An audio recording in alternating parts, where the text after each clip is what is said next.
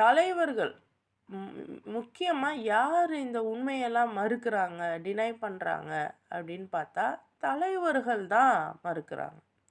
இன்னைக்கு அரசியல்னு நீங்கள் எடுத்தீங்கன்னா முஸ்லீமாக இருப்பாங்க. ஆனால் அவங்க என்ன சொல்லுவாங்க, நான் நான் வந்து முஸ்லீமு, ஆனால் பிறப்பால் இந்தியன், தமிழன் அப்படின்னு சொல்லிட்டு இங்கே உள்ள தலைவர்களை அவங்க ஃபாலோ பண்ணுறேன் அப்படின்னு சொல்லுவாங்க.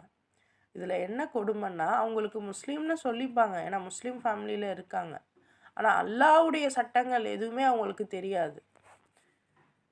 ஸோ ஏன் அப்படின்னா, அல்லாஹ்வுடைய சட்டங்கள்னு வரும்போது உங்களால் திருட முடியாது, கொள்ளையடிக்க முடியாது, ப்ரிவிலேஜஸ் பயன்படுத்த முடியாது. இன்னைக்கு வந்து எல்லாத்துக்குமே விஐபி இருக்குல்ல. எல்லா விஷயத்துக்குமே விஐபி அப்படிங்கிற ஒரு ஒரு ப்ரிவிலேஜ் இருக்குது. ஆனால் அல்லாஹ்வுடைய இதில் விஐபி ப்ரிவிலேஜ் இருந்ததா? நபி